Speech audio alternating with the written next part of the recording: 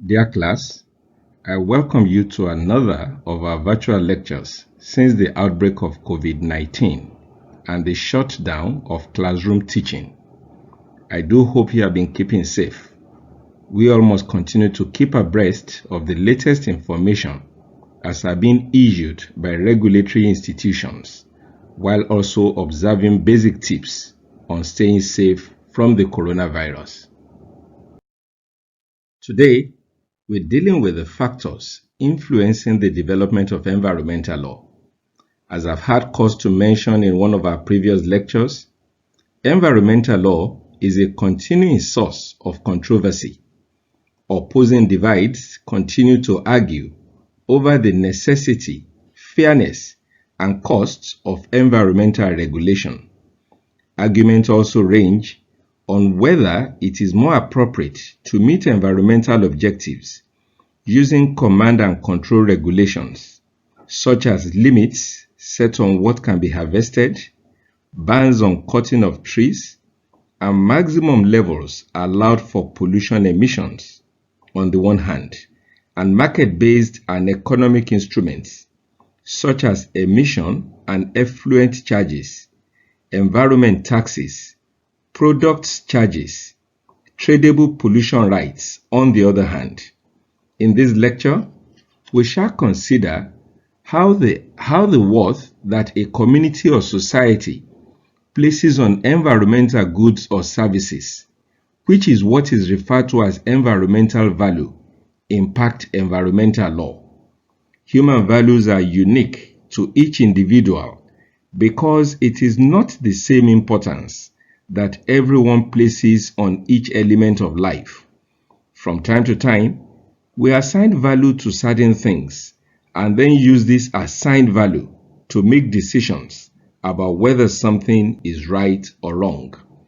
We shall also look at the role of risk assessment in influencing the development of environmental law. With respect to environmental values and environmental law, we are concerned with individual or social values and how these impact on environmentally consequential behavior. The concept of value is central to human behavior and decision making. That is why fields of learning such as philosophy, sociology, social psychology, and political science place so much emphasis on the study of values. Let me give us some examples of how individual values can play out to influence the law. A person who usually recycles his newspapers is pro-environment and will not be opposed to regulation in this area. In the same vein, a person who identifies a river deity like Oshun to a water body will do everything to ensure that such water body is not polluted. Again, if in the opinion of molders in a political setting believe that clean air and a serene environment are more important in life and should have priority, their policy perspective in the area of public transport will be supportive of less noise, clean air, and development of neighborhood that will give access to public transportation. If their policy perspective is otherwise, then little weight will be given to environmental considerations. There is a material that I earlier forwarded to you titled Environmental Values, written by Thomas Dietz and two others, and published in Annual Review of Environmental Resources, year 2005. It is a very good document on the relationship between values and environmental behavior. One reason why priorities will always differ in the value that people attach to the environment is that at every point there are different perspectives on the same environmental issue. A person living in poverty may find it morally acceptable to cut down the forest to make room for a farm to grow food for his family. Another person may find this morally wrong because destruction of forests increase carbon dioxide in the environment. We can also, on the same environmental issue, look at climate change. Some of the solutions that many are in support of are the use of wind or nuclear energy as against energy produced from fossil fuel. The critics of windmills or wind turbines, which supply wind energy, are however quick to tell you that wind farms destroy the aesthetics of neighborhood, decrease visual impact, and interfere with nature conservation interests. Critics of nuclear energy are also quick to point out the associated risks of nuclear waste disposal. Where does environmental law come in? When individual values or social values are in conflict, as they always will, it is the role of environmental law to resolve the conflicts through pollution control or planning legislation. Where those who are inclined in favor of environmental values are more, then environmental law, both in framework and substantive decision, will be much stronger. In closing on this slide 3, we can summarize that environmental values can 1. Trigger the formulation of new policy and law. 2. Influence the interpretation and enforcement of environmental laws. 3. Influence individual decision making. 4. Change the attitude of those regulated by law. For example, if consumer values change, companies affected will also change their behavior in order to remain in business. An example is the way several oil companies operating in the Niger Delta are being forced to change their approach to oil exploration and production in response to changing public values. 5. Values can also trigger legitimacy of laws. In this respect, if environmental laws fail to reflect contemporary values, they will be difficult to enforce because members of the society will not respect such laws. Slide 4 focuses on some of the issues that drive people's values towards care for nature and environmental protection. 1. The importance of the different species of plants, animals, microorganisms, and the different ecosystems on the planet to humans is a major reason why many value biodiversity. In this respect, I want you at your spare time to familiarize yourself with the different natural services that a healthy biodiversity provides. 2. The legacy of physical artifacts and intangible attributes as are comprised in cultural and natural heritage are the basis for the ethics and rationale of cultural preservation. Again, in this respect, I want you to also look at the Hague Convention for the protection of cultural property in the event of armed conflict. 3. Strong environmental ethics can define a man's moral or ethical obligations toward the environment. Environmental ethics in this regard is the philosophical discipline that considers the moral and ethical relationship of human beings to the environment. 4. Personal values, beliefs, and norms can be the basis pursuant to which an individual will more actively protect the environment. For those hearing of normative beliefs for the first time, these refer to beliefs of an individual that are accepted by specific people or groups and dictate whether behaving in a particular fashion is appropriate. 5. Political agenda, such as that of the Green Movement, can go a long way in enhancing environmental values. In the same vein, political conflicts, particularly those related to natural resources, can be intractable and divisive, thereby undermining environmental goals. 6. Scientific knowledge and technologies from time to time give rise to new ethical or social problems based on pre-existing values. Science can create new situations that will constrain the society to apply old values innovatively. 7.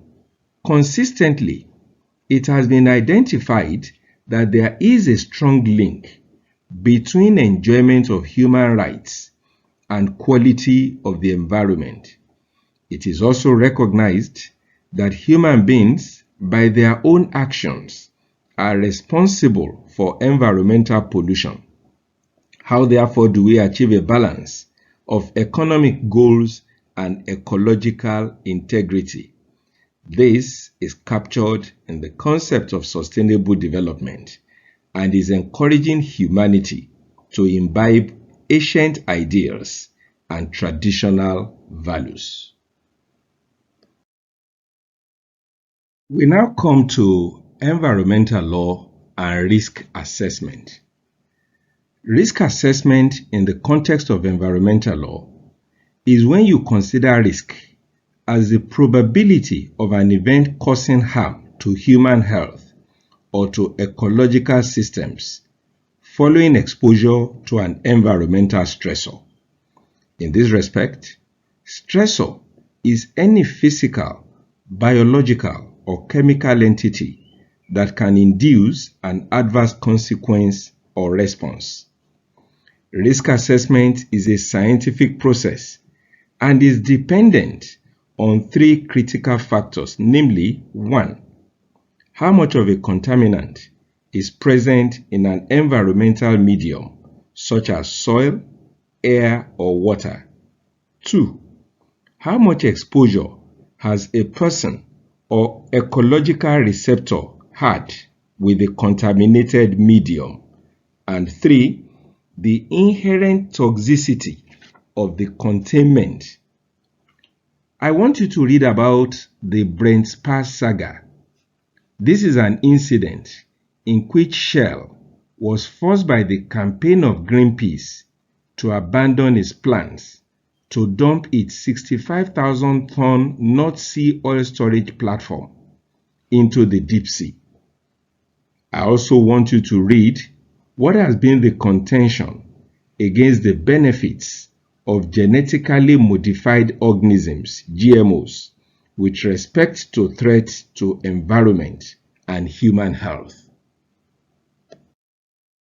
Dear class, you must continue to have at the back of your mind that our discussion of risk assessment is in the context of how it can influence the development of environmental law.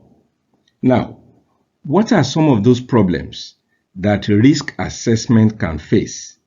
1. Lack of a common definition of critical risk terms can be a challenge. 2.